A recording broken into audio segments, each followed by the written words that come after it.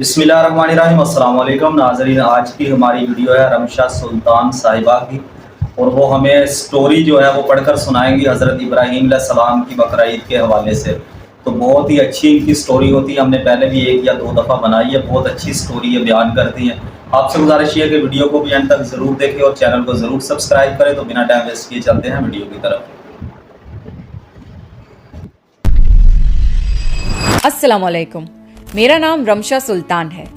आपने देखा होगा कि बकरीद के मौके पर दुनिया भर में मुसलमान कुर्बानी करते हैं, और आप सोचते होंगे कि ऐसा क्यों किया जाता है। चलिए आज आपको बताते हैं कि इसके पीछे की कहानी और विजडम क्या है। हजारों साल पहले की बात है। इब्राहीम अलैहिस्सलाम अल्लाह के नबी और पैगंबर थे। एक दिन जब इब्राहीम अलैहिस्सलाम सो रहे थे तो उन्होंने एक ख्वाब देखा, जिसमें अल्लाह ने इब्राहीम अलैहिस्सलाम से फरमाया कि इब्राहीम, आपके नजदीक जो सबसे प्यारी और महबूब चीज हो, आप उसे अल्लाह की राह में कुर्बान कर दीजिए। अब यहाँ आपको बता दूं कि अल्लाह अपने बंदों का और खास तौर से नबियों का इम्तिहान लेता है, ये देखने के लिए कि इंसान अल्लाह से ज्यादा मोहब्बत करता है या अल्लाह के दिए हुए तोहफों से ज्यादा मोहब्बत करता है। नबी और पैगंबर के ख्वाब सच्चे होते थे। वो जो भी ख्वाब में देखते थे वो अल्लाह का हुक्म होता था। तो ये ख्वाब देखने के बाद इब्राहीम अलैहिस्सलाम ने अपने ऊँटों के जत्थे में से 100 ऊँट कुर्बान कर दिए। आज के जमाने में ये 100 कीमती गाड़ियां सैक्रिफाइस करने के बराबर है। इब्राहीम अलैहिस्सलाम ने सोचा कि जो अल्लाह ने उन्हें हुक्म दिया था वो पूरा हो गया, पर जब रात को वो सोए तो उन्हें फिर से यही ख्वाब आया। इसलिए इब्राहीम अलैहिस्सलाम ने अगले दिन 200 ऊँट अल्लाह की राह में कुर्बान कर दिए। लेकिन अगली रात फिर से उन्हें वही ख्वाब आया, जिसमें अल्लाह ने उनसे उनकी सबसे पसंदीदा चीज कुर्बान करने का हुक्म दिया। अब इब्राहीम अलैहिस्सलाम सोच में पड़ गए कि आखिर अल्लाह उनसे किस चीज की कुर्बानी चाहते हैं। फिर उन्होंने सोचा कि इस दुनिया में सबसे अजीज चीज मेरे लिए मेरा बेटा इस्माइल है। आपको बता दूं कि इब्राहीम अलैहिस्सलाम को पूरी जिंदगी दुआएं मांगने के बाद 80 साल की उम्र में औलाद हुई थी, और वो थे उनके बेटे इस्माइल, जो उन्हें बहुत ज्यादा अजीज और महबूब थे। अब इब्राहीम अलैहिस्सलाम समझ चुके थे कि दरअसल अल्लाह ताला ने उनसे उनके बेटे की कुर्बानी मांगी है। अल्लाह ये देखना चाहता है कि इब्राहीम अलैहिस्सलाम अपने बेटे से ज्यादा मोहब्बत करते हैं या अल्लाह से। इब्राहीम अलैहिस्सलाम के लिए ये बहुत बड़ा इम्तिहान था। अगले दिन इब्राहीम अलैहिस्सलाम उठे और अपनी बीवी हाजरा को कहा कि हमारे बेटे इस्माइल को नहलाकर अच्छी तरह तैयार कर दीजिए। इब्राहीम अलैहिस्सलाम की बीवी हाजरा ने अपने बेटे को बहुत अच्छे से नहलाकर खुशबू लगाकर तैयार कर दिया, और इब्राहीम अलैहिस्सलाम अपने बेटे को लेकर एक पहाड़ की तरफ रवाना हो गए। इब्राहीम अलैहिस्सलाम ये तकलीफ भरा फैसला कर चुके थे कि वो अपने बेटे की कुर्बानी देंगे, पर शैतान को कैसे मंजूर होता कि कोई अल्लाह की इताअत करे। तो शैतान भी अपने काम पर लग गया। वो सीधा इब्राहीम अलैहिस्सलाम की बीवी हजरत हाजरा के पास एक बुजुर्ग की शक्ल में गया और उनसे कहा कि इब्राहीम तुम्हारे बेटे को किसी दावत पे नहीं बल्कि उसे कुर्बान करने के लिए लेके गए हैं। ये सुनकर हजरत हाजरा बहुत हैरान हुई, पर वो समझ गईं कि ये जरूर अल्लाह का हुक्म होगा। तो उन्होंने शैतान से कहा कि अगर अल्लाह ने इब्राहीम को ऐसा करने का हुक्म दिया है तो ये हमारी खुशकिस्मती है। ये तो मेरा एक बेटा है, अगर मेरे इस्माइल जैसे 1000 बेटे भी होते तो मैं खुशी खुशी उन्हें अल्लाह की राह में कुर्बान कर देती। सोचिए, एक माँ के लिए ये कहना कितनी बड़ी बात है। जब शैतान हजरत हाजरा को भड़काने में नाकाम हो गया तो सीधे उनके बेटे इस्माइल अलैहिस्सलाम के पास गया और कहने लगा कि तुम्हारे बाबा तुम्हें किसी दावत में नहीं बल्कि तुम्हें मारने के लिए लेके जा रहे हैं।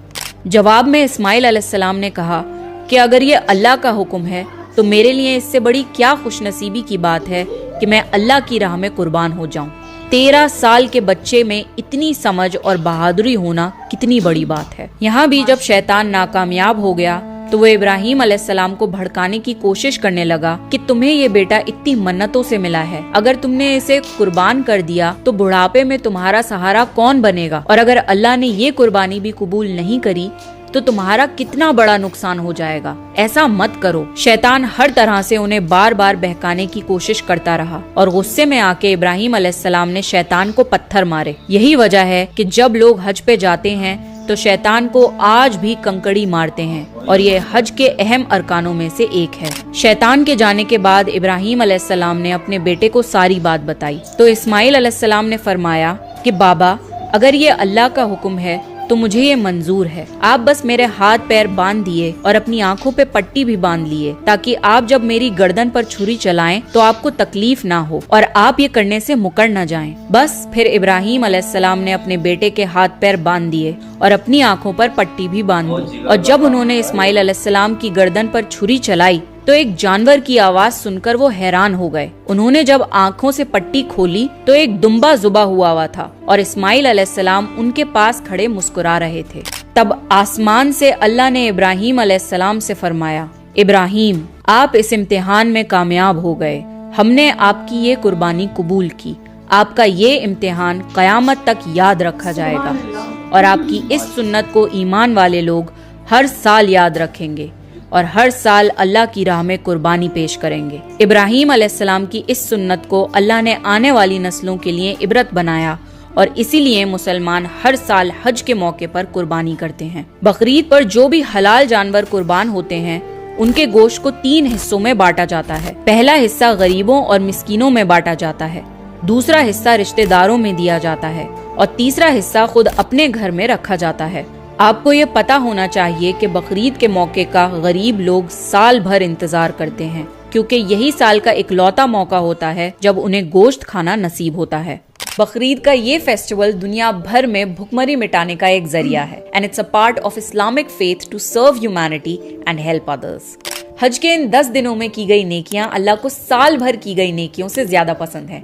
इसलिए हज के इन दिनों में हमें ज्यादा से ज्यादा नेकियां करने की कोशिश करनी चाहिए। इसलिए इस ईद के मौके पर I have partnered up with Ketto to help people in need. Ketto एक ऐसा फंड रेजिंग प्लेटफॉर्म है जहां 100% वेरीफाइड इमरजेंसी केसेस होते हैं जिनको जेन्युइनली इलाज कराने के लिए पैसों की जरूरत होती है। केटो पे 55 लाख से ज्यादा डोनर्स हैं जहां 100% डोनर प्रोटेक्शन गारंटीड है। सारे फंड रेजर्स केटो की टीम वेरीफाई करती है। I went through all cases and I decided to help Anas, जो 5 महीने का बच्चा है जिसे एक लाइफ थ्रेटनिंग डिजीज है। ये 31 लाख का ट्रीटमेंट है जिसे अनस की फैमिली बिल्कुल अफोर्ड नहीं कर सकती। मेरी आपसे रिक्वेस्ट है कि आप इस कॉज के लिए डोनेट करें। It's 100% verified case. मेरी और आपकी मदद से इंशाल्लाह अनस के जिंदा रहने की उम्मीद हो सकेगी। आज भी ऐसे हजारों लोग हैं जो अपने ट्रीटमेंट्स के लिए पैसे अफोर्ड नहीं कर सकते। Thanks to platforms like Ketto, जहां पर हम स्कैम से बच सकते हैं और जेन्युइनली उन लोगों की मदद कर सकते हैं जिन्हें इलाज की जरूरत है। तो हज के इन दिनों में और ईद के इस मौके पर ज्यादा से ज्यादा लोगों की मदद करने की कोशिश करें। आई होप आपको ये वीडियो हेल्पफुल लगा होगा। प्लीज इस वीडियो को ज्यादा से ज्यादा शेयर करें और मेरे चैनल को सब्सक्राइब करें। This is me Ramsha Sultan signing off. जी तो नाज़रीन, बहुत ही ज़बरदस्त वीडियो थी आज की। रमशा सुल्तान साहिबा की ये स्टोरी बहुत ज़बरदस्त लेकर आती हैं और कितने अच्छे अंदाज में कि मुसलमानों का जो ईद पर कुर्बानी का जो मकसद होता है वो हज़रत इब्राहीम अलैहिस्सलाम की सुन्नत को ज़िंदा करना होता है। कि वो बहुत बड़ी कुर्बानी थी कि जब अल्लाह ताला ने उन्हें काम में दिखाया कि उन्होंने कुर्बानी अल्लाह ताला ने मांगी एक बेटे की, तो ये बहुत ही जिगरे की बात थी। शैतान ने भी बहुत वर्गलाया, सब कुछ हुआ, लेकिन इब्राहीम अलैहिस्सलाम ने अल्लाह ताला की हुक्म की नाफरमानी नहीं की कि अपने बेटे को उल्टा दिया।